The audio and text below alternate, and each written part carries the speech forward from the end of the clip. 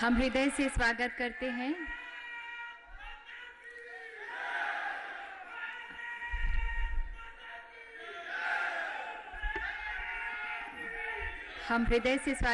हैं माननीय प्रधानमंत्री श्री नरेंद्र मोदी जी का।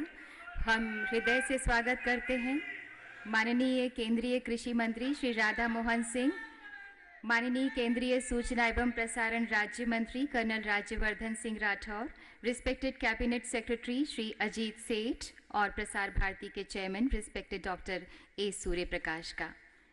सुजलाम सुफलाम मलयज शीतलाम शस्य श्यामलाम मातरम वंदे मातरम। एक वर्ष विकास का, नए आत्मविश्वास का।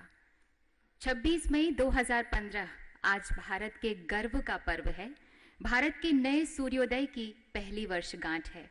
एक साल पहले भारत का विकास रथ चल पड़ा था, बिना रुके, बिना थमे और बिना थके। बदलाव के इस मौसम में क्रांतिकारी सोच ने भी जन्म लिया। एक ऐसा चैनल जो सिर्फ और सिर्फ धरती पुत्र कर्मयोगी किसानों को समर्पित हो।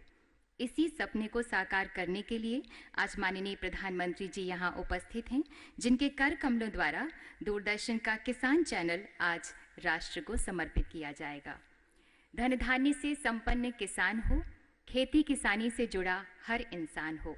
माननीय प्रधानमंत्री जी ने भी लक्ष्मी और सरस्वती के साथ की हमेशा कामना की है।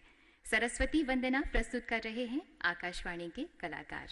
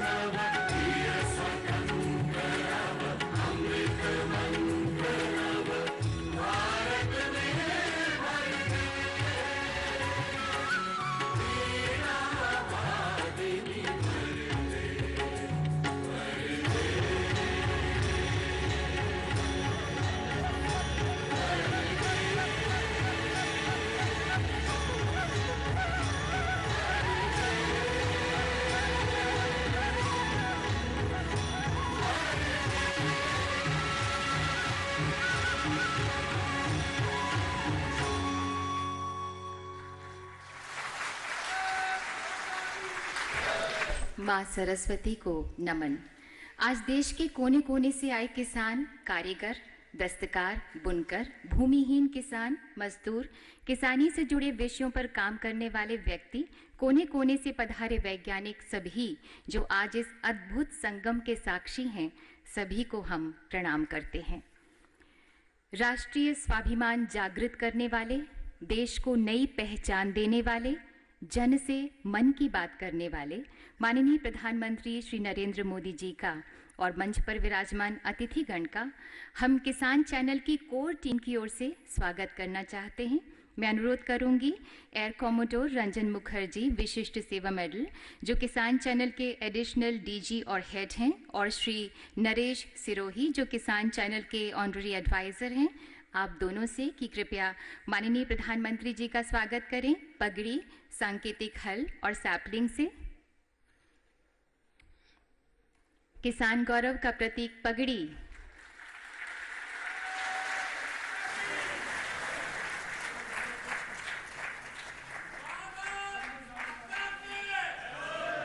और धरती की गोद में सबका पोषण करने वाले अन्न को बोने में महत्वपूर्ण हल।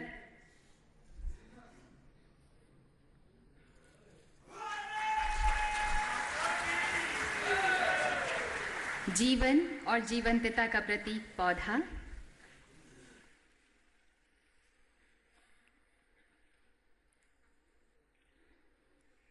ये इंडोर पौधा डिफेनबेकिया है। इसमें ऑक्सीजन प्रचुर मात्रा में होती है और दीर्घायु होता है। ये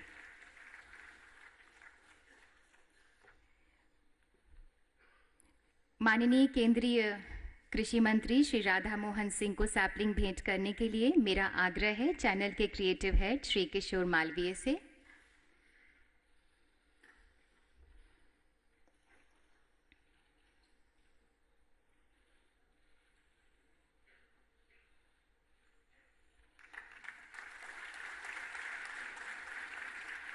चैनल के deputy director general of programme Shri Shivaji Phool Sundar से अनुरोध है कि कृपया माननीय केंद्रीय सूचना एवं प्रसारण राज्य मंत्री कर्नल राज्यवर्धन सिंह राठौर को सैपलिंग भेंट करें।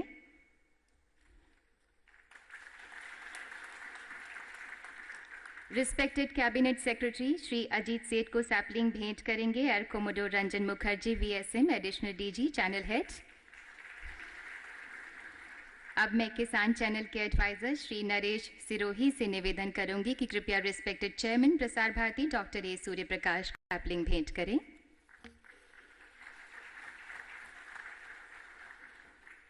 यूं तो किसान चैनल की पहल को मूर्त रूप देने में प्रसार भारती के अध्यक्ष डॉक्टर सूर्य प्रकाश, सीईओ श्री जवाहर सरकार और अन्य अधिकारीगण तथा पूरी किसान चैनल टीम के समर्पण और लगन तथा भारत सरकार के सूचना एवं प्रसारण मंत्रालय की महत्वपूर्ण भूमिका रही।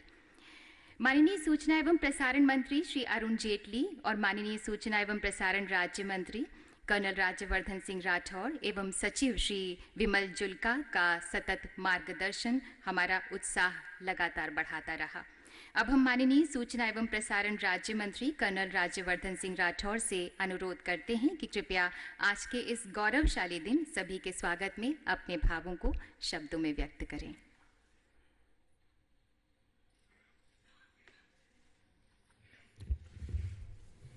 भारत के प्रधानमंत्री माननीय श्री नरेंद्र मोदी जी, माननीय कृषि मंत्री श्री राधा मोहन जी, मंत्रिमंडल सचिव श्री अजीत सेठ जी, चेयरमैन प्रसार भारती श्री सूर्य प्रकाश जी, सामने विराजमान कृषि विश्वविद्यालयों से विशेषज्ञ वैज्ञानिक जो यहाँ आज उपस्थित हैं, और देश के कोने कोने से यहाँ रंग बिरंगे वेशभूषाओं में पधारे हुए मेरे किसान भाइयों, मैं सूचना एवं प्रसारण मंत्रालय की तरफ से और मेरे वरिष्ठ मंत्री श्री अरुण जेटली जी की तरफ से आप सबका स्वागत करता हूं।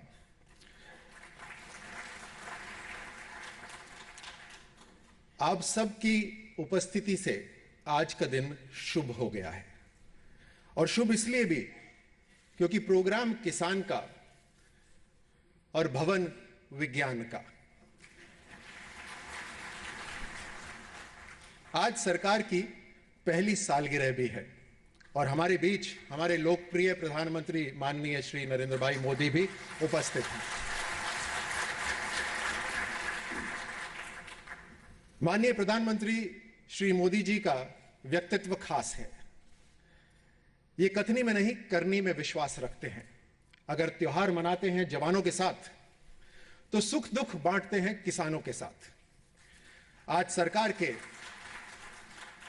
सरकार के नए साल का पहला प्रोग्राम भी किसानों को ही समर्पित है। किसानों को लेकर माननीय प्रधानमंत्री जी का इरादा और उद्देश्य हमेशा से स्पष्ट रहा है। माननीय प्रधानमंत्री जी का उद्देश्य, आदेश था हमारे लिए कि अगर किसान वैज्ञानिकों तक नहीं जा सकते तो विज्ञान को किसानों के आंगन तक लेके जाइए। किसानों की मेहनत और वैज्ञानिक के दिमाग की एक ऐसी टीम तैयार करिए जो हमेशा जीतती रहे। किसान सिर्फ भगवान की कृपा दृष्टि पे नहीं, बल्कि अपने दिमाग की शक्ति के भरोसे पे आगे बढ़े। यही कारण है कि आज दुनिया की सबसे पहली 24 घंटे की किसान चैनल का शुभारंभ खुद प्रधानमंत्री करने जा रहे हैं। इस चैनल को शक्ल प्रदान दी है कृषि मंत्रालय, कृषि विश्वविद्यालय, कृषि वैज्ञानिक और विशेषज्ञों का अहम योगदान से। यह चैनल देश के किसानों, पशुपालकों, दस्तकारों, कारीगरों, ग्रामीणों को समर्पित है।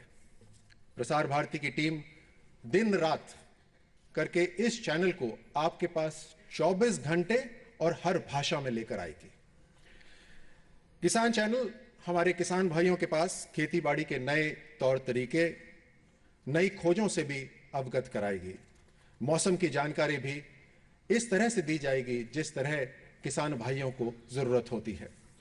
यह चैनल पशुपालकों, मधुमक्खी पालकों व मुर्गी पालकों का तो मददगार होगा ही, साथ ही देश में मैं धन्यवाद देना चाहूंगा हमारे माननीय वरिष्ठ मंत्री श्री अरुण जेटली जी का कि उनके मार्गदर्शन से यह चैनल आज इस रूप से आपके सामने पेश हो रहा है।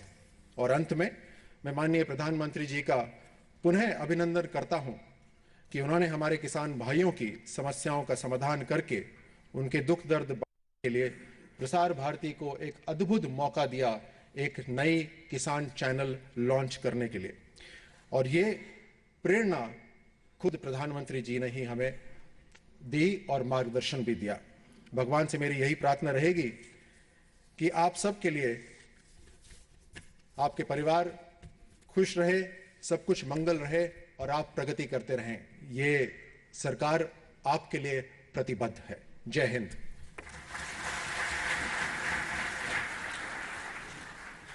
धन्यवाद माननीय कर्नल राज्यवर्धन सिंह राठौर। अब हम माननीय केंद्रीय कृषि मंत्री श्री राधा मोहन सिंह से सादर आग्रह करते हैं कि कृपया आज की इस ऐतिहासिक और भव्य शुरुआत के अवसर पर हमें अपनी शुभकामनाएं दें।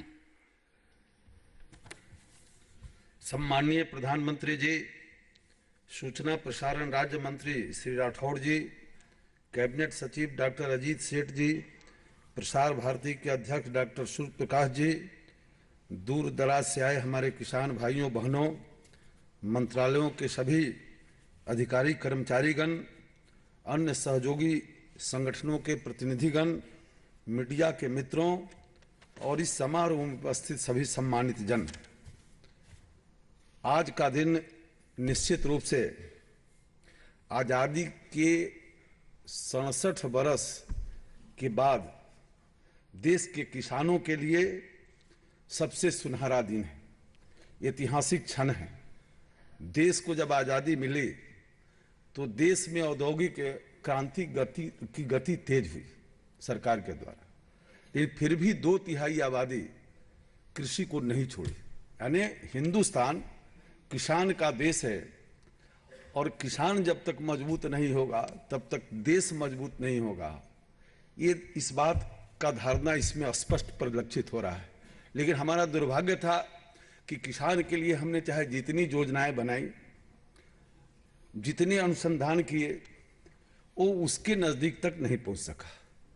और शायद इसीलिए ये काम कि किसानों के नज़दीक जो देश के अंदर कुछ योजनाएं बन रही है, जो हम कुछ नए नए नित्य प्रयोग कर रहे हैं, वो किसान तक पहुंचे। ये काम शायद 67 वर्ष तक जिन लोगों ने इस देश को चलाया, वो काम हमारे प्रधानमंत्री जी के लिए छोड़ा था, और वो काम आज पूरा हुआ कि डीडी किसान चैनल आज लंच करेंगे माननीय प्रधानमंत्री जी। हम योजना बनाते हैं और राज्यों के माध्यम से या फिर अपने मंत्रालय के द्वारा, एसएमएस के द्वारा या फिर टेलीफोन के द्वारा हम कोशिश करते हैं कि उनकी समस्याओं का समाधान करें। लेकिन इतना बड़ा देश, इतनी बड़ी संख्या खेती में जुड़े हुए लोग, और हम क्या कर रहे हैं उसकी जानकारी किसान तक आज तक पहुंचाने का काम जो नहीं की। और किसान की बेचैनी थी कि कोई ऐसी व्यवस्था देश में बने जिससे हमें पल पल की जानकारी मिले। और मैं समझता हूं कि किसान चैनल जो लंच प्रधानमंत्री जी आज कर रहे हैं, इसके लिए पूरा देश का किसान आभारी है। मैं देश भर के किसानों की ओर से आदरणीय प्रधानमंत्री जी को बधाई देता हूं। हमारा देश प्राकृतिक और जो भौगोलिक विविधताओं से भरा हुआ है, लेकिन कृषि हमारा मूल आधार है। और हम सबको पता है कि आज़ादी जब हुई थी उस समय तो 34 करोड़ की आबादी थी, लेकिन 2020-30 आते आते ये 1.5 अरब की आबादी होगी। और हमारे प्रधानमंत्री जी बराबर कहते हैं कि आबादी बढ़ेगी और जमीन बढ़ने वाला नहीं। और इसीलिए हमारे सामने जो चुनौती होगी, उस चुनौती का हम कैसे सामना करेंगे, तो इसमें विज्ञान की भूमिका, इसमें किसान के अंदर जागरूकता, और आने वाली चुनौतियों में सिर्फ अनाज ही नहीं तो मत्स्यिकी का क्षेत्र हो या पशुपालन का क्षेत्र हो या बागवानी का क्षेत्र हो, इसमें जो नए नए अनुसंधान 100 संस्थान हमारे देश में इस पर रिसर्च कर रहे हैं। प्रधानमंत्री जी ने बार बार कहा कि लैब के अंदर तो है लेकिन लैंड तक नहीं पहुंचा। और हम किसानों की ओर से आभार प्रकट करना चाहेंगे कि 1 वर्ष के अंदर आपके नेतृत्व में बड़ी तेजी के साथ जो नए नए अनुसंधान हुए उच्च पैदावार के बीज के, उसको तेजी के साथ हम लोगों ने किसानों की ओर पहुंचाने का कोशिश किया है। लेकिन ये किसान टीवी चैनल इस काम को और गति प्रदान करेगा, और इसीलिए इस किसान चैनल का एक बड़ा ही महत्व आज देश के किसानों के लिए है। किसानों के सामने जो संकट हैं, चुनौतियां हैं, उसमें जो नई तकनीक है और कृषि यंत्र हैं, उपकरण हैं, इस सब की जानकारी भी है सुदूर गांव में नहीं। अब 24 घंटे और 365 दिन उनको जानकारी मिलने का सबसे बड़ा सशक्त माध्यम आज आदरणीय प्रधानमंत्री जी के पहल पर ये देश के किसानों को मिला है। और निश्चित रूप से आज देश का किसान प्रधानमंत्री जी के प्रति आभार व्यक्त करता है। देश के किसानों और ग्रामीणों को जागरूक बनाने के लिए, उनकी समस्याओं को समझकर उनका समाधान करने के लिए 24 घंटा चलने वाला ये जो टेलीविजन है, 1 वर्ष के अंदर उसको लॉन्चिंग करना, ये किसी एक करिश्मे से कम काम नहीं है। एक बहुत बड़ा करिश्मा है जो 1 साल के अंदर पहली वर्षगांठ पर हमारी सरकार इसको लॉन्च कर रही है। पूर्ण रूप से किसानों को समर्पित जो ये चैनल है, विविध क्षेत्रों में काम करेगा। और इसके अलावा प्रगतिशील किसान जो देश के हैं, उनके भी अनुभव इस चैनल के माध्यम से देश के किसानों तक जाएगा। किसान के लिए हमने किन किन नीतियों का निर्माण किया है, किन किन योजनाओं का निर्माण किया है, ये भी जानकारी किसानों तक देने का काम ये चैनल करेगा। मेरे मंत्रालय का जहां तक सवाल है, हमारे मंत्रालय के माध्यम से जितने विशेषज्ञ हैं, इस चैनल के साथ हमारे अनुसंधान केंद्र का भी एग्रीमेंट हुआ है। और मंत्रालय के अंदर हमने एक अलग से किसान चैनल सेल बनाया है, जिसके माध्यम से हम जितनी योजनाएं बना रहे हैं इस देश के अंदर, आपको आश्चर्य होगा कि आजादी के 67 वर्ष बाद तक हर खेत को पानी नहीं मिला। और ये देश हिंदुस्तान है, इटली नहीं है, ये हिंदुस्तान है। 125 करोड़ की आबादी है। जब तक हर हाथ को हर खेत को पानी नहीं मिलेगा, हर हाथ को काम नहीं मिलेगा। अब प्रधानमंत्री जी ने एक योजना बनाई है, प्रधानमंत्री सिंचाई योजना। हम राज्यों के माध्यम से उसे करेंगे, लेकिन जो किसान हैं उनको इस योजना की जानकारी कैसे होगी, तो उसका सबसे बड़ा माध्यम है। आजादी के 67 वर्ष बाद भी देश के किसानों को पता नहीं है कि उसकी मिट्टी बीमार भी पड़ सकती है। हमारे प्रधानमंत्री जी कहते हैं कि हिंदुस्तान की जो मिट्टी हो जमीन का टुकड़ा नहीं है, ये हमारी भारत माता है और जब तक बीमार रहेगी उसके जो संतान है सुख से नहीं रह सकते। और प्रधानमंत्री जी ने पहल शुरू की और तय किया कि 3 वर्ष के अंदर देश के हर जो जोतदार हैं, किसान हैं, 13.5 करोड़ किसान, सबके पॉकेट में सॉइल हेल्थ कार्ड रखेंगे। अभी जो हमारी योजना है राज्यों के माध्यम से चल रही है। अभी बात ठीक है कि जो राज्य सरकार जितनी अच्छी है, सक्षम है, उतनी तेजी से कर रही है और कुछ राज्यों की इसमें रुचि नहीं है, तो वहां के किसान उनको निश्चित सबक सिखाएंगे। लेकिन इस चैनल के माध्यम से हम इन योजनाओं की जानकारी निश्चित रूप से किसान भाइयों तक पहुंचाएंगे और आप किसान भाई भी जो वहां जो व्यवस्था चल रही है, कृषि राज्यों का विषय, हम उनके माध्यम से अधिकतर योजनाओं को चलाते हैं। तो आप में जागरूकता आएगी, आप वहां अपने जागरूकता के माध्यम से वहां जो व्यवस्था की मशीनरी होगी उसके पास जाकर उस पर दबाव बनाकर आदरणीय प्रधानमंत्री जी का जो सपना है हर खेत को पानी पहुंचाना और हर मिट्टी के स्वास्थ्य की जानकारी उसके जोतदार को, किसान को हो, ये दोनों योजनाओं को जो दोनों सपना है हमारे प्रधानमंत्री जी का, क्योंकि इस दोनों सपना के बिना पूरे हुए हिंदुस्तान का किसान और गांव खुशहाल नहीं हो सकता। और जब तक हिंदुस्तान का गांव किसान खुशहाल नहीं होगा तब तक देश खुशहाल नहीं होगा। और ये दोनों जो बातें हैं या खेती में विज्ञान, ये 3 जो महत्वपूर्ण बातें हैं जिसका प्रधानमंत्री जी बराबर जिक्र करते हैं, ये कोई ऐसा नहीं है कि ऐसे ही जिक्र करते हैं, बल्कि एक राज्य में अवसर मिला तो 10 वर्षों के अंदर इस काम को पूरा किया है। और इसीलिए इस देश के अंदर लोगों में जागरूकता हो, लोगों को जानकारी हो। किसान चैनल का जो आज लॉन्चिंग हो रहा है, इसके लिए मैं सूचना और प्रसारण मंत्रालय के अधिकारियों को और आदरणीय राठौड़ जी को भी बधाई देना चाहूंगा कि आपने एक बहुत बड़ा काम किया है, आपके मंत्रालय ने, उनके अधिकारियों को भी बधाई देता हूं। और अंत में पुनः माननीय प्रधानमंत्री जी का विशेष रूप से आभार प्रकट करता हूं कि उन्होंने व्यक्तिगत रुचि लेकर इस चैनल को 1 वर्ष के अंदर ही देश को समर्पित आज करने जा रहे हैं। चैनल की सफलता के लिए भी मेरी शुभकामना है। इन्हीं शब्दों के साथ मैं अपनी बात समाप्त करता हूं। धन्यवाद। जय हिंद। धन्यवाद माननीय श्री राधा मोहन सिंह।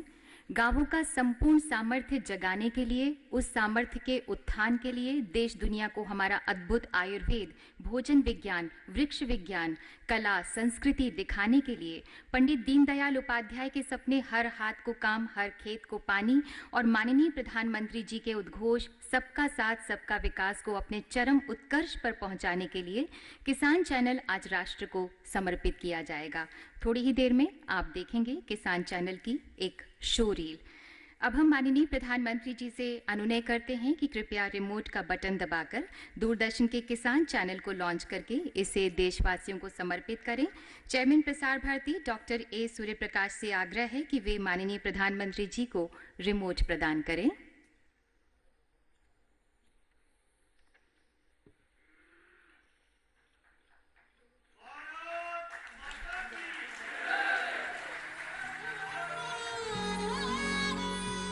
छोड़ो जी छोड़ो भैया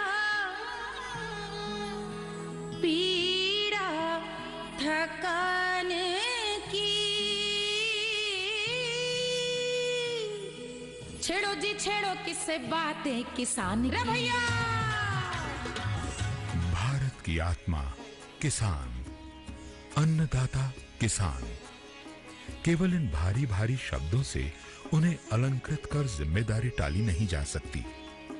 इसके लिए चाहिए वैसी ही चिंता, वैसा ही सरोकार जो गांधी जी को चंपारण ले गया था, जिसने गांधी जी को अंतिम व्यक्ति के आंसू पोंछने के लिए परेशान किया, जिससे प्रेरित होकर दीनदयाल उपाध्याय ने अंत्योदय का मंत्र दिया और हर हाथ को काम, हर खेत को पानी का नारा।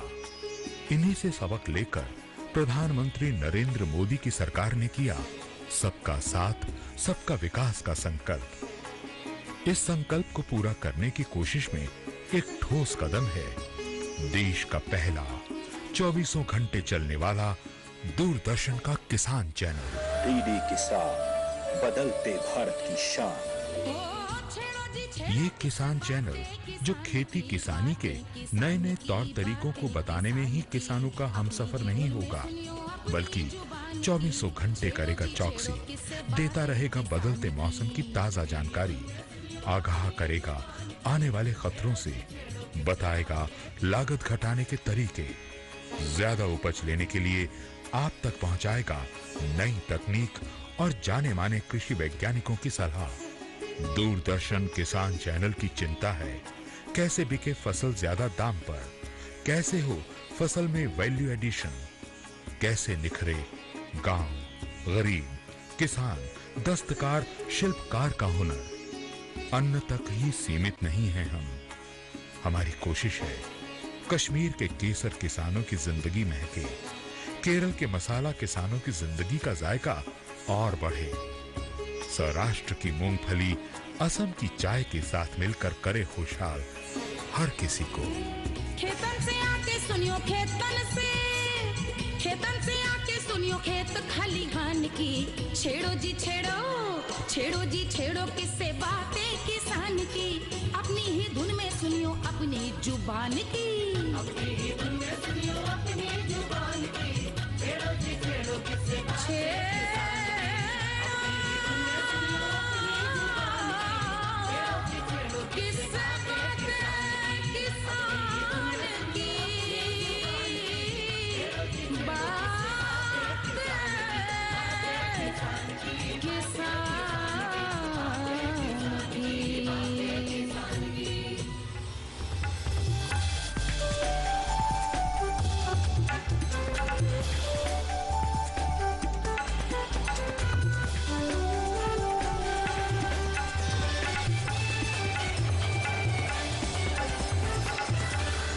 डीडी किसान, बदलते भारत की शान।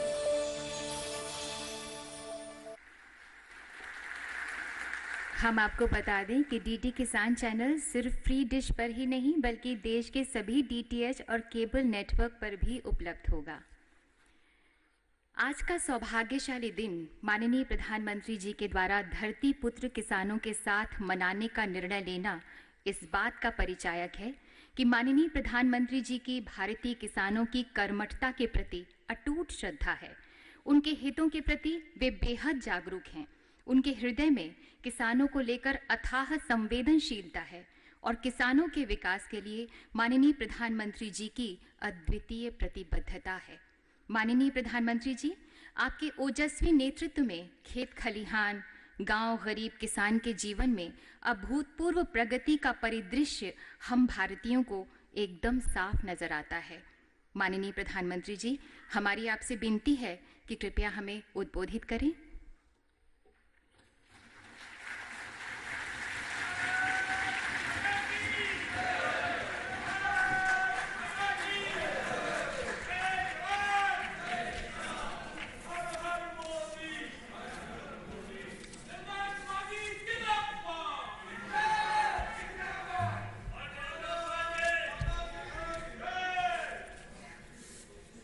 मंत्रिपरिषद के मेरे साथी,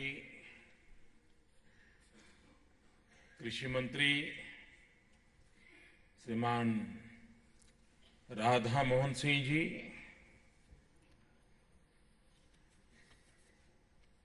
सूचना एवं प्रसारण राज्य मंत्री कर्नल राज्यवर्धन सिंह राठौड़, प्रसार भारती के chairman doctor Surya Prakash ji, cabinet secretary श्रीमान अजीत सेठ, राज्यों से आए हुए मंत्रीगण, देश के कोने कोने से आए हुए किसान भाइयों बहनों, कृषि क्षेत्र से जुड़े हुए वैज्ञानिक, अर्थवेत्ता और उपस्थित सभी महानुभाव, और इस कार्यक्रम में देश भर के लोग भी टीवी चैनलों के माध्यम से जुड़े हुए हैं। मैं उनको भी प्रणाम करता हूं।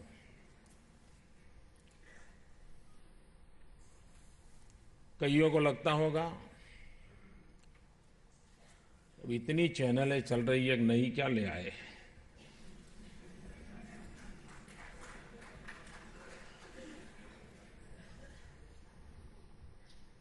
कभी कभी लगता है कि हमारे देश में टीवी चैनलों का ग्रोथ इतना बड़ा तेज है, लेकिन जब बहुत सारी चीजें होती हैं तब जरूरत की चीज खोजने में जरा दिक्कत जाती है। आज खेल चाहिए तो टीवी चैनल के माध्यम से सहजता से आपको मिल जाती है। भारत के ही खेल नहीं, दुनिया के खेल का भी अता पता चलता है। और आपने देखा है कि स्पोर्ट्स से संबंधित चैनलों के कारण हमारे यहां कई लोगों की स्पोर्ट्स के भिन्न भिन्न विषयों में रुचि बढ़ने लगी है, जबकि हमारे स्कूल कॉलेजेस में उतनी मात्रा में स्पोर्ट्स को प्राथमिकता नहीं रही है। लेकिन उन चैनलों का योगदान है जिन्होंने स्पोर्ट्स के प्रति नई पीढ़ी में रुचि पैदा की और उसके सकारात्मक परिणाम भी देखने को मिले हैं। पहले स्पोर्ट्स को स्पोर्ट्स के रूप में देखा जाता था, लेकिन धीरे धीरे पता चलने लगा लोगों के भी ये तो एक बहुत बड़ा अर्थशास्त्र है, लाखों लोगों की रोजी रोटी जुड़ी हुई है। और खेल के मैदान में खेल खेलने वाले तो बहुत कम होंगे, लेकिन खिलाड़ियों के पीछे हजारों लोगों की फौज होती है जो भिन्न भिन्न प्रकार के कामों को करती है। यानी एक इतना बड़ा इंस्टीट्यूशन है। इन व्यवस्थाओं के माध्यम से पता चला किसान हिंदुस्तान में इतना बड़ा वर्ग है, उसके पास कृषि के क्षेत्र में चीजें कैसे पहुंचे, ये बात हमें मान करके चलना पड़ेगा कि हमारे देश को आगे ले जाना है तो हमारे देश के गांवों को आगे ले जाना ही पड़ेगा।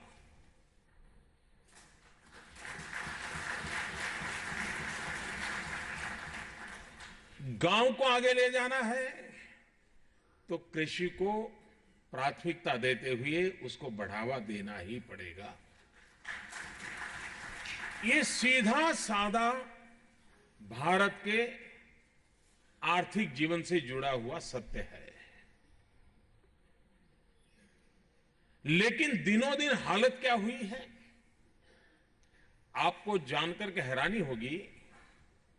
हमारे देश के किसानों ने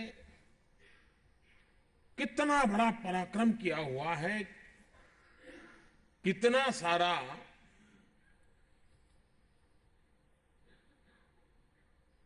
समाज जीवन को दिया है। पुराने गैजेट्स का जो लोग स्टडी करते हैं, आज से 200 साल पहले साउथ इंडिया में, दक्षिण भारत में तेंजुवर का इलाके के किसानों का एक स्टडी हुआ था। और आज आप हैरान होंगे, 200 साल पहले जबकि यूरिया भी नहीं था, पोटाश भी नहीं था, कीटनाशक दवाएं भी नहीं थी, उस समय वहां का किसान 1 हेक्टर पर 15 से 18 टन पैडी का उत्पादन करता था।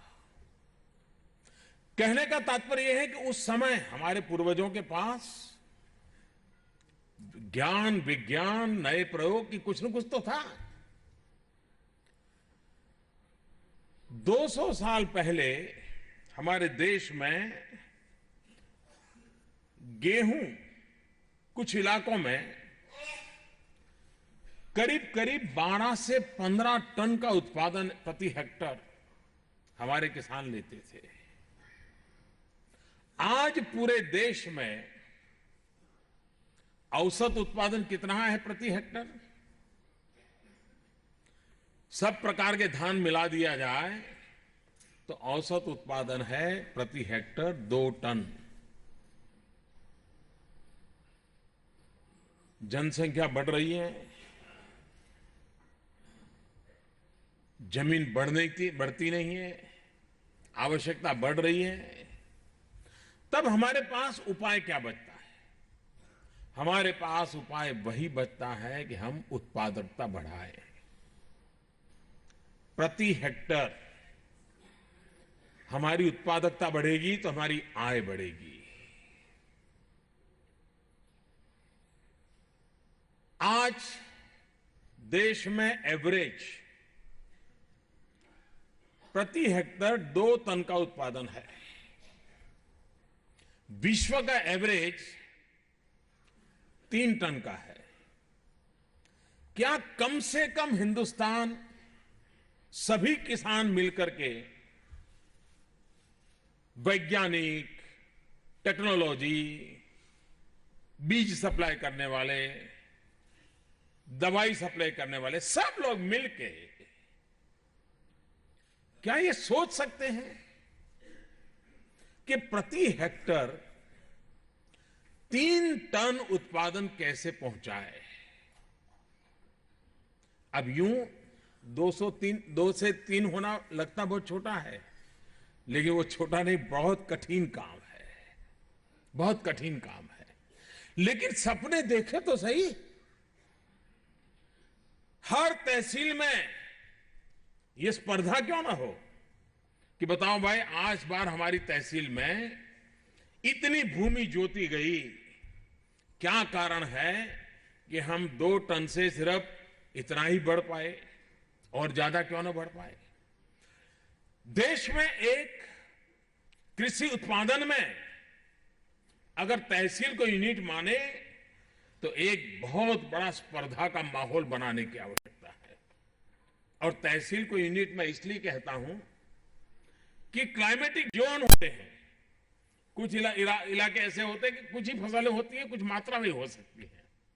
कुछ इलाके ऐसे होते हैं जहां कुछ फसल होती है, अधिक मात्रा में हो सकती है। लेकिन अगर तहसील इकाई होगी तो स्पर्धा के लिए सुविधा रहती है।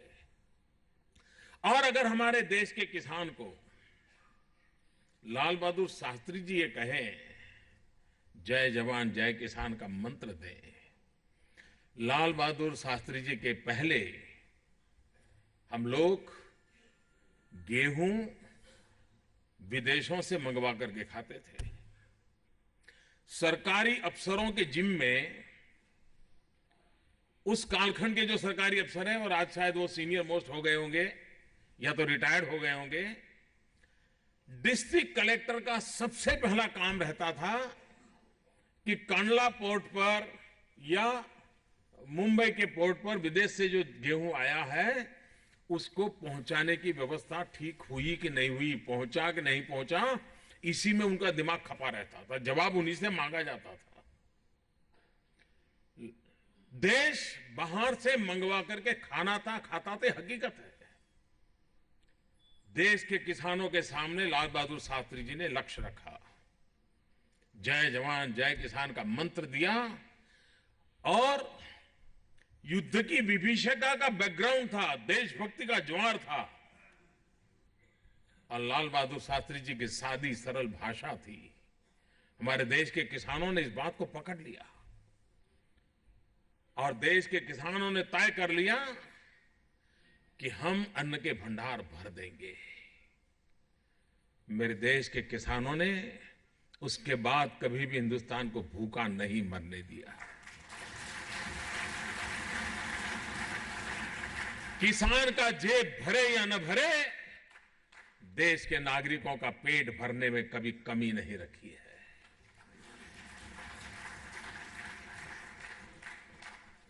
इस सच्चाई को समझने के बावजूद भी हम बदले हुए युग को देखते हुए अगर परिवर्तन नहीं लाएंगे तो परिस्थितियां नहीं पलटेगी। एक समय था, हमारे यहां कहा जाता था, उत्तम से उत्तम खेती, मध्यम व्यापार और कनिष्ठ नौकरी, ये हमारे घर घर की गूंज थी। लेकिन समय रहते आज अगर किसी किसान के घर में जाइए, 3 बच्चे हैं, उसको पूछिए भाई क्या सोचा है बच्चों का, क्या करोगे? बोले ये तो जरा पढ़ने में अच्छा है, जरा समझदार है, तो उसको तो कहीं नौकरी पे लगा दूंगा, ये भी शायद कहीं काम कर लेगा, लेकिन ये छोटे वाला है ना, वो ज्यादा समझता नहीं, सोच रहा हूं उसको खेती में ही लगा दूं। यानी घर में भी ये सोच बनी है कि जो तेज तर्रार बच्चा है उसको तो कहीं नौकरी करने के लिए भेज दो, और जब ठीक है भाई और कहीं बेचारे को मिलता नहीं, वो खेती कर लेगा, अपनी पेट गुजारा कर लेगा। जो खेती उत्तम मानी जाती थी वो खेती कनिष्ठ बन गई, और जो नौकरी कनिष्ठ मानी जाती थी उत्तम बन गई। चक्र ही उलट गया। मुझे लगता है इसको फिर से हमने एक बार उल्टाना है।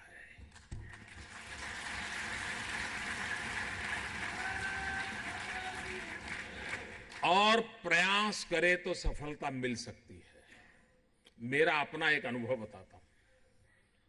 जब गुजरात का मुख्यमंत्री के नाते मुझे एक बार जूनागढ़ एग्रीकल्चर यूनिवर्सिटी में बुलाया था और प्रगतिशील किसानों को सम्मानित करना था।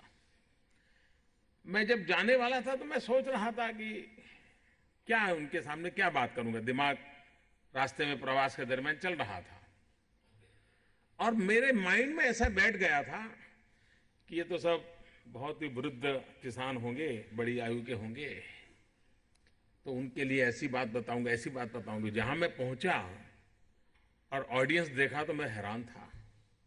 करीब करीब सभी 35 से नीचे की उम्र के थे, और मैंने उस दिन करीब 12 या 15 किसानों को इनाम दिया। वे सारे यंग थे, जींस पैंट और टी शर्ट में आए हुए थे पूरा। मैंने उनको पूछा भाई क्या पढ़े थे? सारे पढ़े लिखे थे। तो मैंने कहा आप खेती में वापस कैसे आ गए? बोले कुछ जो बदलाव आया है उसका हम फायदा ले रहे हैं। अगर हम फिर से एक बार आधुनिक विज्ञान को, टेक्नोलॉजी को गांव और खेत खलिहान तक पहुंचा देंगे तो देश का सामान्य व्यक्ति, देश का नौजवान जो खेती से भागता चला गया है, वो फिर से खेती के साथ जुड़ सकता है और देश की नीति को, अर्थव्यवस्था को एक नई गति दे सकता है। लेकिन इसके लिए हमें एक विश्वास पैदा करना पड़ेगा, एक माहौल के पैदा करना पड़ेगा। हिंदुस्तान के 50% से ज्यादा किसान ऐसे होंगे गांव में जिन्हें ये पता नहीं होगा कि सरकार में एग्रीकल्चर डिपार्टमेंट होता है, कोई एग्रीकल्चर मिनिस्टर होता है, सरकार में एग्रीकल्चर के संबंध में कुछ नीतियां, कुछ पता नहीं होगा। हमारे देश की कृषि किसानों के नसीब पर छोड़ दी गई है, और वो भी स्वभाव से इसी मूड का है। पर पता नहीं भाई अब कुदरत रूठ गई है, पता नहीं ईश्वर नाराज है, यही मान के बेचारा अपनी जिंदगी गुजारा कर देता है। ये इतना क्षेत्र बड़ा उपेक्षित रहा है, उस क्षेत्र को हमने वाइब्रेंट बनाना है, गतिशील बनाना है, और उसके अनेक प्रकार के काम चल रहे हैं। मैंने तो देखा है कि किसान अपने खेत में फसल लेने के बाद जो बाद की जो चीजें रह जाती है उसको जला देता है। उसको लगता था कि अरे भाई कहाँ उठा के ले जाऊंगा, इसको कौन लेगा, वो खेत में ही जला देता था।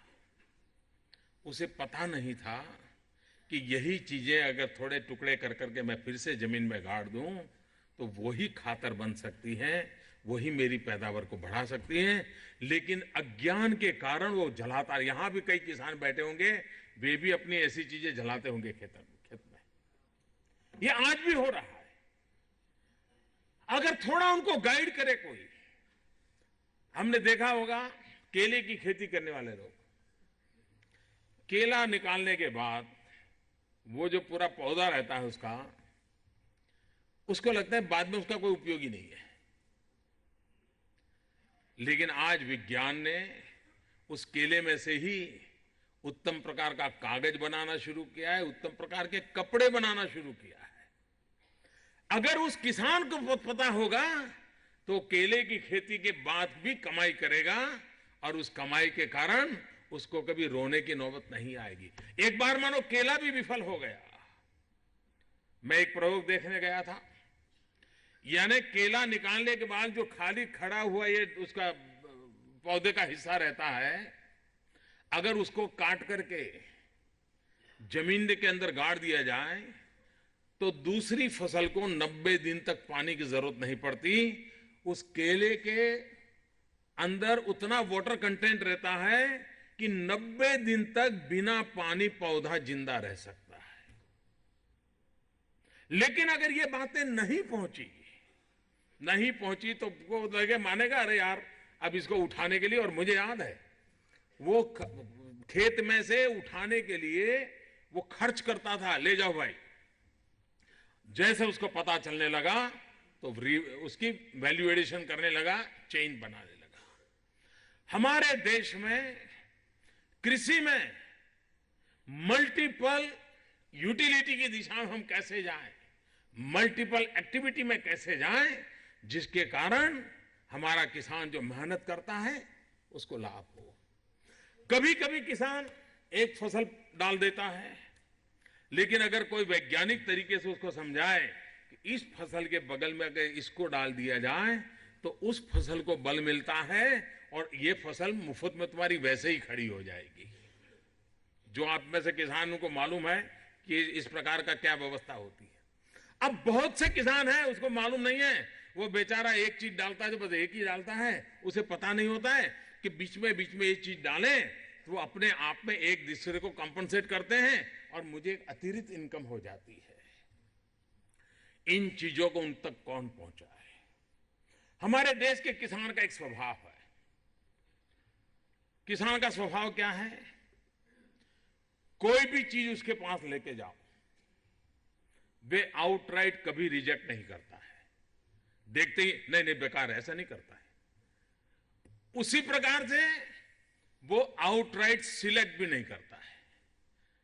आपकी बात सुनेगा, 10 सवाल पूछेगा, 50 बार देखेगा, 3 बार आपके पास आएगा, वो अपना दिमाग खपाता रहेगा, लेकिन फिर भी स्वीकार नहीं करेगा। किसान तब स्वीकार करता है जब वो अपनी आंखों से सफलता को देखता है। ये उसका स्वभाव है।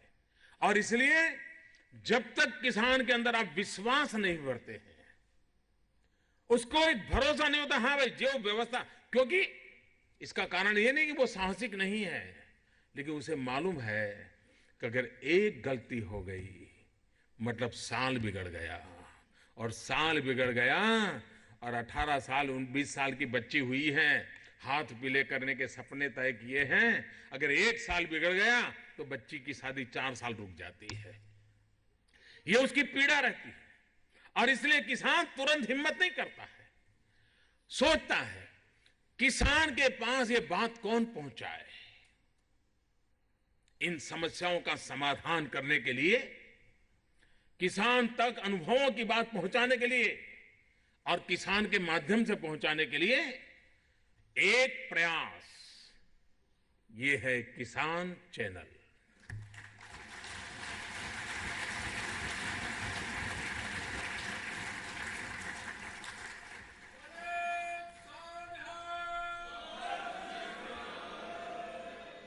और इसलिए एक बात हमें माननी होगी कि हमारे कृषि क्षेत्र में बहुत बड़ा बदलाव लाना जरूरी हो गया है। आज ग्लोबल इकोनॉमी है, हम सैटेलाइट पर ढेर सारा खर्चा करते हैं, एक के बाद एक सैटेलाइट छोड़ रहे हैं। उन सैटेलाइट की टेक्नोलॉजी का, स्पेस टेक्नोलॉजी का सबसे बड़ा अगर कोई लाभ हुआ है तो वो लाभ हुआ है मौसम की जानकारियां अब करीब करीब सही निकलने लगी है। पहले मौसम की जानकारियां किसान को भी भरोसा नहीं होता था, वो लगता यार ठीक है, ये तो कहता था धूप निकलेगा, नहीं निकला। लेकिन अब ये जो खर्चा कर रही है सरकार, ढेर सारे सैटेलाइट छोड़ रही है, ये अरबों खरबों रुपयों का खर्च हुआ है। इसका अगर सबसे बड़ा लाभ किसी को मिल सकता है तो किसान को मिल सकता है, वो मौसम की खबर बराबर ले सकता है। मैं इस किसान चैनल के माध्यम से मैं हमारे किसानों की आदत डालना चाहता हूं कि वे ये मौसम विज्ञान को तो अवश्य टीवी पर देखें वो, और मैं हमारे प्रसार भारती के मित्रों को और किसान चैनल वालों को भी कहूंगा कि एक बार किसान को विश्वास हो गया कि हां भाई ये बारिश के संबंध में, हवा चलने के संबंध में, धूप के संबंध में बराबर जानकारी आ रही है, तो उसको बराबर मालूम है कि ऐसी स्थिति में क्या करना चाहिए। वो अपने आप रास्ता खोज लेगा और परिस्थितियों को संभाल लेगा, है मुझे पता है।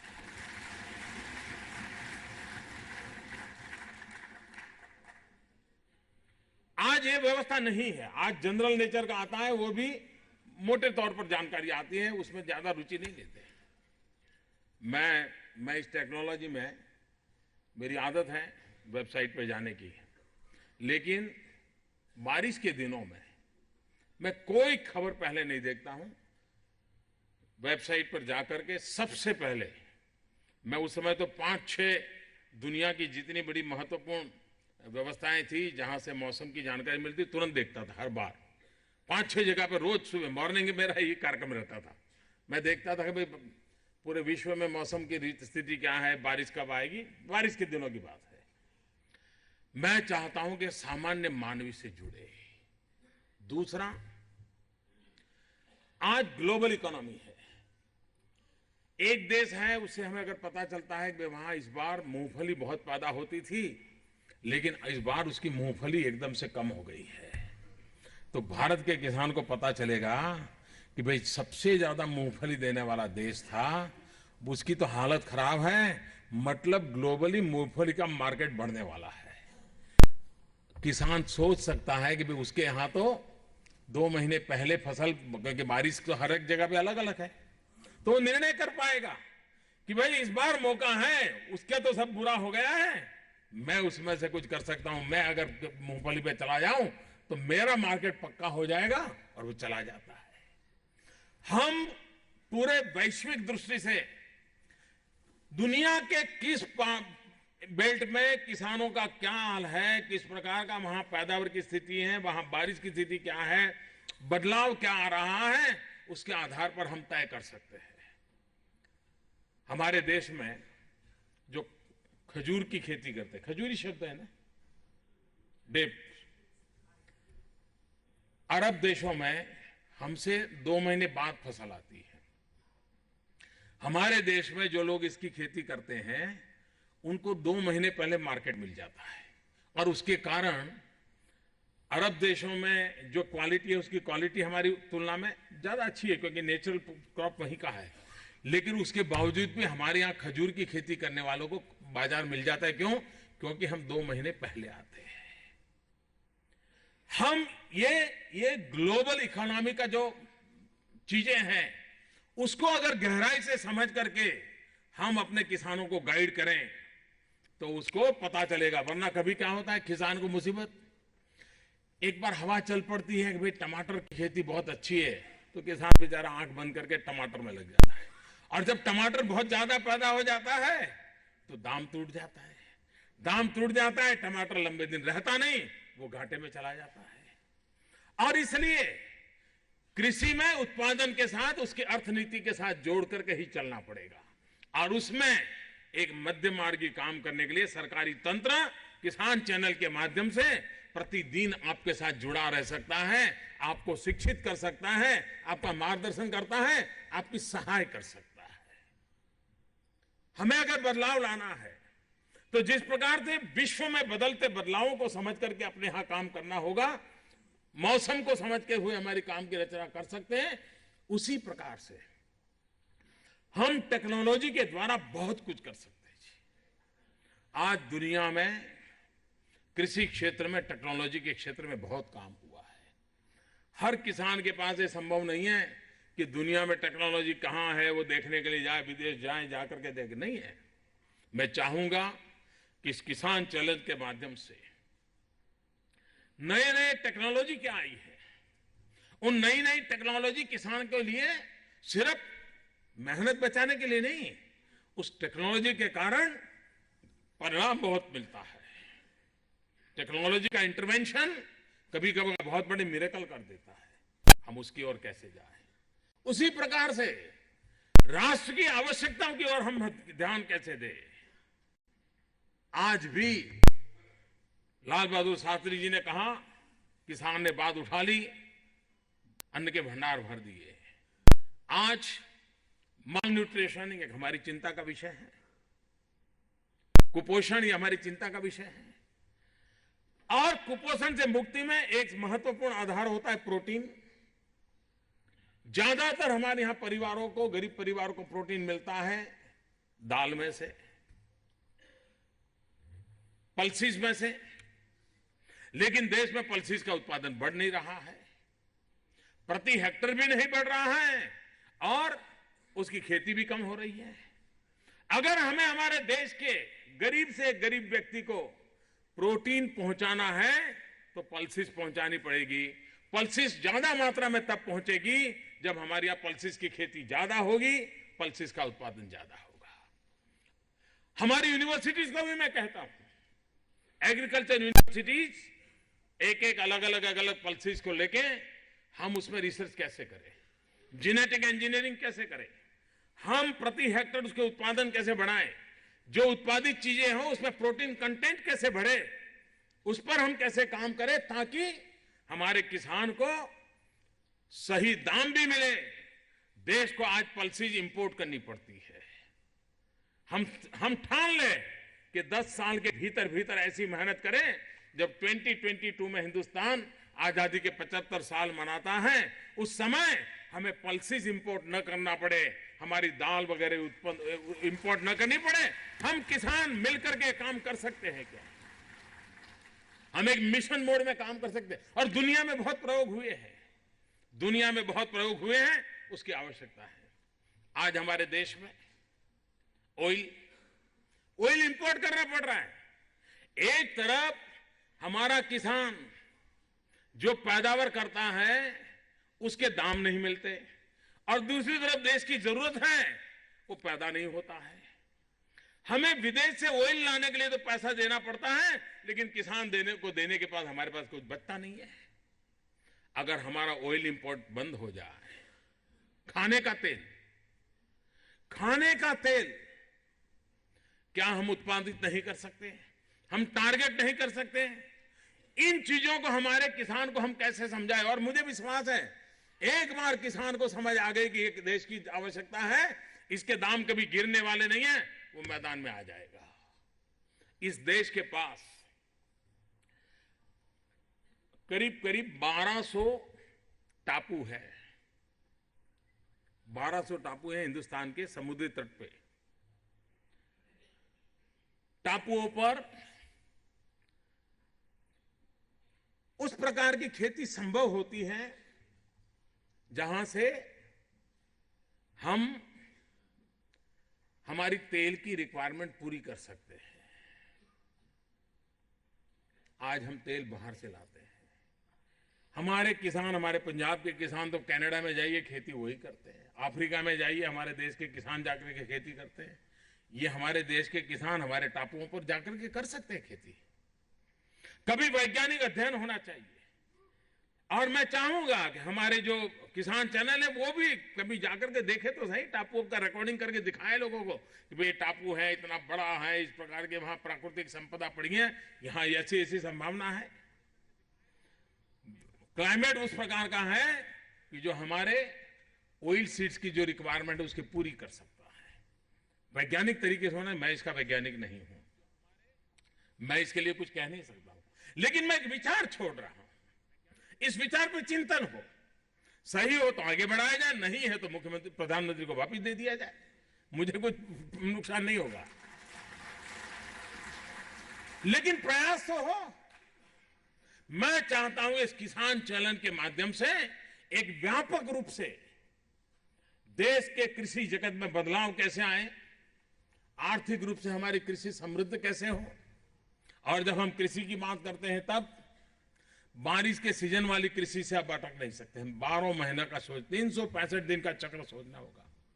हमारे सागर खेड़ू, समुद्र में जो हमारे लोग हैं उनको भी सागर खेड़ू बोलते हैं, फिशरमैन, वो भी एक बहुत बड़ा आर्थिक क्षेत्र है। वो विद इन इंडिया भी लोगों की आवश्यकता पूरी करते हैं और एक्सपोर्ट करके हिंदुस्तान की तिजोरी भी भरते हैं। हम इसके माध्यम से फिशरीज के क्षेत्र को कैसे आगे बढ़ाएं, बहुत लोगों को मालूम होगा ऑर्नामेंटल फिश का दुनिया में बहुत बड़ा मार्केट है। जो घरों के अंदर फिश रखते हैं, रंग रंगीन फिश देखने के लिए लोग बैठते हैं, उसका दुनिया में बहुत बड़ा मार्केट, खाने वाली फिश नहीं, ऑर्नामेंटल फिश। और उसको उसके फार्म बनाए जा सकते हैं, उसकी रचनाएं की जा सकती है, उसकी ट्रेनिंग हो सकती है। एक बहुत बड़ा नई पीढ़ी के लिए पसंदी का काम है, हम क्यों ना करें। हमारी कृषि को 3 हिस्सों में बांटना चाहिए और हर किसान ने अपने कृषि के टाइम टेबल को 3 हिस्सों में बांटना चाहिए, ऐसा मेरा आग्रह है। और प्रयोग करके देखिए, मैं विश्वास से कहता हूं कि आप, मैं जो सलाह दे रहा हूं उसको स्वीकार करिए, आपको कभी सरकार के सामने देखने की जरूरत तक नहीं पड़ेगी। हमारी कृषि आत्मनिर्भर बन सकती है, हमारा किसान स्वावलंबी बन सकता है और हमारे कदम वही होने चाहिए कि वो सरकारों पर डिपेंडेंट नहीं होना चाहिए। और मैं इसलिए कहता हूं कृषि को 3 हिस्सों में बांट के चलना चाहिए। 1/3 जो आप परंपरागत रूप से करते हैं वो खेती, 1/3 एनिमल हस्बेंड्री, चाहे आप गाय रखे, भैंस रखे, दूध का उत्पादन करें, मुर्गी रखे, अंडे रखे, लेकिन 1/3 उसके लिए आपकी ताकत लगाइए और 1/3 आप अपने ही खेत में टिम्बर की खेती करें, पेड़ उगाए, जिससे फर्नीचर के लिए जो लकड़ी लगती है ना वो बने। आज हिंदुस्तान को टिम्बर इंपोर्ट करना पड़ रहा है, जंगल हम काट नहीं सकते, तो उपाय यही है और उसके लिए भी जमीन खराब करने की जरूरत नहीं है। आज हमारे देश की हजारों लाखों हेक्टेयर भूमि कहां बर्बाद हो रही है। 2 पड़ोसी किसान हो, एक तो हमारा देश में सब छोटे किसान है, बड़े किसान हमारे देश में नहीं है, छोटे किसान है। और हमारे देश का पेट भरने का काम भी छोटे किसान करते हैं, बड़े किसान नहीं करते, छोटे किसान करते हैं। 2-3 बीघा भूमि है, पड़ोसी के पास 3 बीघा, दोनों भाई हैं, लेकिन बीच में ऐसी दीवार बना देते हैं, बाड़ लगा देते हैं कि 2-3 मीटर उसकी जमीन खराब होती है, 2-3 मीटर इसकी खराब होती है। सिर्फ इसी के लिए अगर एक बार ये बाढ़ में से हम बाहर आ जाएं और अगर पेड़ लगा दे, एक पेड़ इस वाले का, एक पेड़ उस वाले का, एक इसका एक उसका, और आधे उसके आधे इसके, आप मुझे बताइए जमीन बच जाएगी नहीं बच जाएगी। लाखों एकड़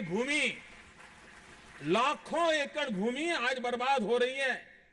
मैं किसानों से आग्रह करता हूं कि अड़ोस पड़ोस में अपने भाई हो या और कोई हो, 2 खेतों के बीच जो बाढ़ में 2-2, 5-5, 7-7 मीटर जमीन खराब होती है, उसकी जगह पे पेड़ लगा दे, और वो भी टिम्बर। और सरकार आपको परमिशन दे, आपके घर में बेटी पैदा हुई हो, पेड़ लगा दीजिए, बेटी की शादी हो, पेड़ काट दीजिए, शादी उतने ही खर्चे में हो जाएगी। उन चीजों को, और इसलिए मैं कहता हूं एक तिहाई टिम्बर की खेती, एक तिहाई हम रेगुलर जो खेती करते हैं वो, और एक तिहाई देश को मिल्क की बहुत जरूरत है। हम पशुपालन कर सकते हैं और हमारी माताएं बहनें करती हैं। 365 दिन का हमारा आर्थिक चक्र हम बना सकते हैं, और एक बार ये बनाएंगे, मैं नहीं मानता हूं हमारे कृषि क्षेत्र को हम परेशान होने देंगे। लेकिन इस काम के लिए हमने इस चैनल का भरपूर उपयोग करना है, लोगों को प्रशिक्षित करना है, उनमें विश्वास पैदा करना है। उसी प्रकार से हमारे देश के हर तहसील में मैं कहता हूं, एक दो प्रगतिशील किसान हैं, प्रयोग करते हैं, सफलतापूर्वक करते हैं। उनके खेतों का लाइव टेलीकास्ट, वीडियो कॉन्फ्रेंसिंग खेत से ही हो सकता है। खेत में ही सरकार जाए, चैनल वहां लगाए, वो किसान दिखाएं घूम घूम कर, देश भर के किसान देखें, उसके पत्र व्यवहार की व्यवस्था कर दी जाए। सारे देश के किसान उसको पूछते रहेंगे, भाई आप ये कर रहे हैं, मुझे बताइए कैसे हो सकता है, मेरे यहां भी हो सकता है। हमारे देश में प्रगतिशील किसानों ने ऐसे पराक्रम किए हैं। मैं कई किसानों को जानता हूं जिन्होंने Greenidge book of world record में अपना नाम दर्ज किया है। मैं एक किसान को जानता हूं, एक मुस्लिम नौजवान है, पिताजी तो खेती नहीं करते थे, वो खेती में गया और आलू की पैदावार प्रति हेक्टर सबसे ज्यादा करके दुनिया में नाम कमाया उसने। अगर मेहनत करते हैं तो हम स्थितियों को बदल सकते हैं, और इसलिए मैं कहता हूं कि हम किसान चैनल के माध्यम से जहां भी अच्छा हुआ है, प्रयोग हुए हैं, उसको हम करना चाहते हैं। अब पंजाब में जाइए, हर गांव में एक आध किसान ऐसा है जो टेक्नोलॉजी में मास्टर है। वो जुगाड़ करके ऐसी ऐसी चीजें बना देता है, और वो जुगाड़ शब्द ही पॉपुलर है।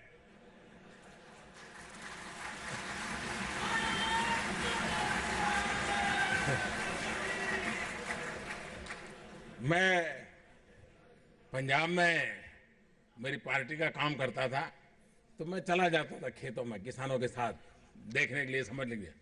हर एक के पास मोटरसाइकिल का पुर्जा है, उठा करके कहीं और लगा दिया है, मारुति कार का पुर्जा कहीं और लगा दिया है, और वो अपना पानी निकाल रहा है।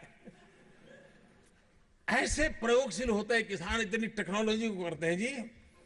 मैं समझता हूं देश के और लोगों को इसका परिचय हो, टेक्नोलॉजी का परिचय हो। एक बार हम इन चीजों को जोड़े, और दूसरी तरफ हमारी यूनिवर्सिटीज ये किसान चैनल को आधुनिक से आधुनिक चीजें मुहैया कराने का एक नेटवर्क बनना चाहिए।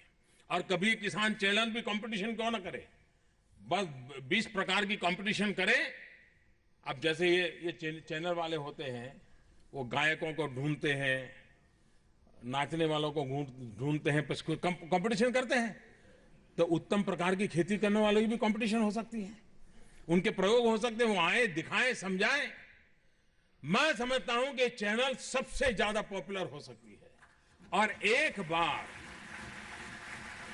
और प्रसार भारती मेरे शब्द लिख करके रखें, अगर आप सफल हो गए, और मुझे विश्वास है कि जिस लगन से आपने इतने कम समय में काम किया है, ये सिर्फ टेक्नोलॉजी नहीं है।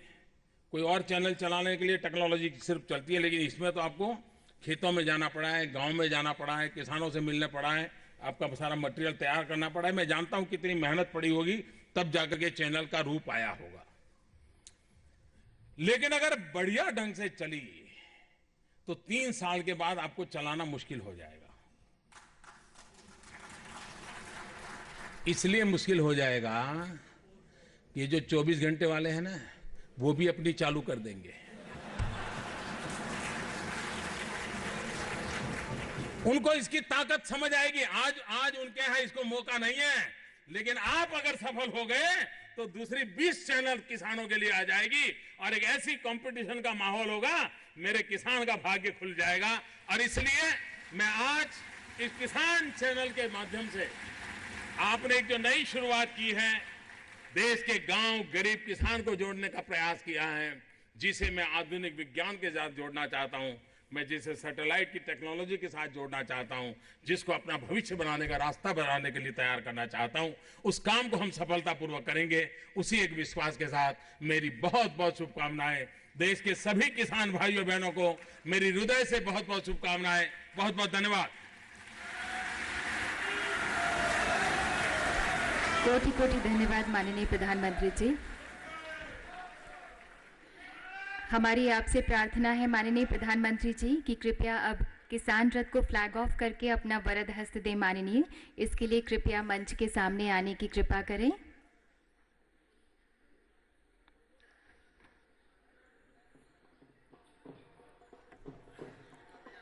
देश के विकास रथ की गति प्रगति से हर देशवासी अभिभूत है।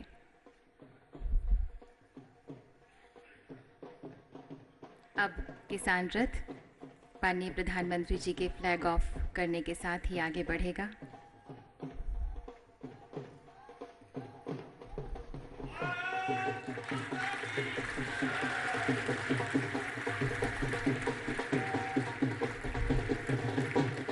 झूमते गाते भंगड़ा पाते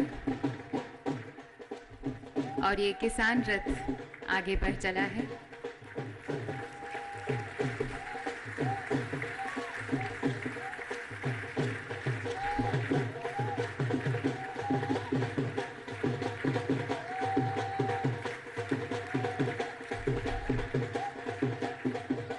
बहुत बहुत धन्यवाद माननीय प्रधानमंत्री जी।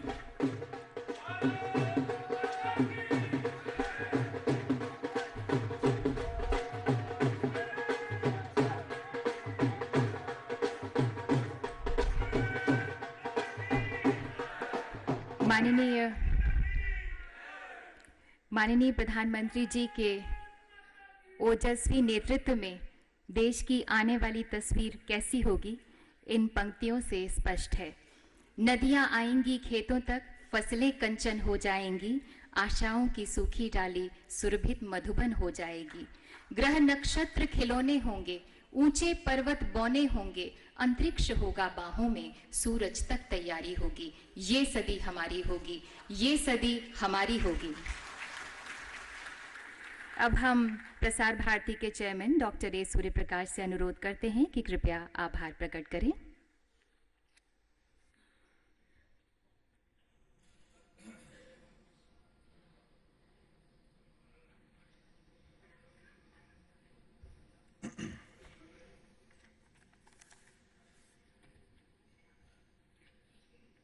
आदरणीय प्रधानमंत्री Shri Narendra Modi ji,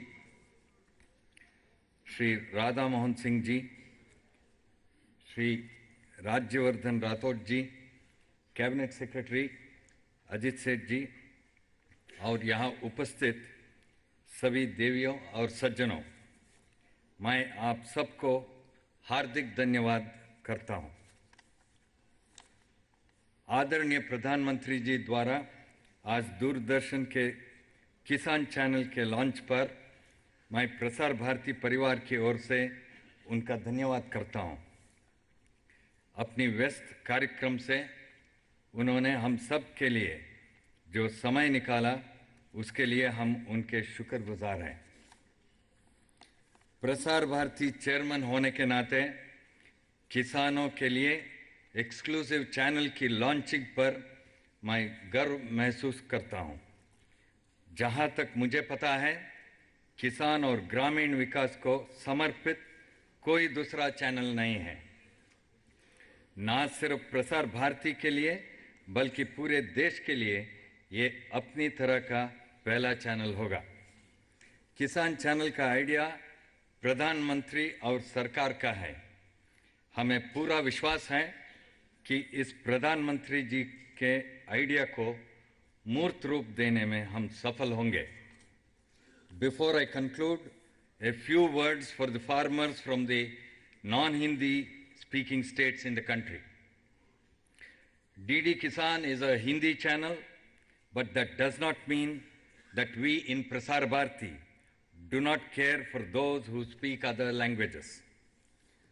What we propose to do is to take the best of the programs from DD Kisan and have them dubbed and broadcast in all our regional channels. Therefore, there need be no apprehension on this count among farmers in other regions of the country. The other issue that I wish to address is about the status of Prasar Bharati. Parliament has willed that Prasar Bharati be autonomous, but that does not mean that the corporation sever all links with the Ministry of Information and Broadcasting. So long as public funds come into the coffers of Prasar Bharati, the I&B Ministry will be answerable to Parliament on what goes on in our corporation. The relationship between the corporation and the ministry, therefore, is a tightrope walk. I wish to thank the I&B Minister, Mr. Arun Jaitley, who is not here with us today. He is busy on some other engagement elsewhere. I wish to thank him for unobtrusively steering this relationship along the path that is mandated by Parliament. I also thank Mr. Rajyavardhan Rathod and the I&B Secretariat headed by Mr. Bimal Julka for all their efforts to make this event a success. In Prasar Bharati, the CEO, Mr. Jawahar Sarkar, and all members of the board have shown extraordinary teamwork in the execution of this project. I want to thank them for their effort and say that such synergy will take the corporation to new heights. As far as the team of the Kisan channel is concerned, it must be said that it has put in extraordinary efforts over many months to develop such a niche channel. I want to congratulate the ADG, Mr. Ranjan Mukherjee, who heads the channel, and every other member of the team for the great effort they have put in. Similarly, very special thanks are due to Mr. Naresh Siroi, the advisor to the channel. He has dedicated all his time and effort towards developing this channel, and his advice has been invaluable. Thank you very much, sir. आखिर में देश के अलग अलग राज्यों से आए किसानों को मैं हार्दिक धन्यवाद देना चाहता हूं। दूर दूर से आकर आपने इस चैनल को आशीर्वाद दिया, इसके लिए मैं तहे दिल से आपका धन्यवाद करता हूं। जय किसान, जय हिंद। धन्यवाद डॉक्टर सूर्य प्रकाश। बहुत बहुत धन्यवाद माननीय प्रधानमंत्री जी।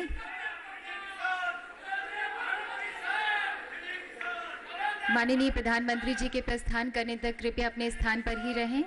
मैं आप सभी से निवेदन करती हूं कि कृपया माननीय प्रधानमंत्री जी के प्रस्थान करने तक आप लोग अपने ही स्थान पर रहें।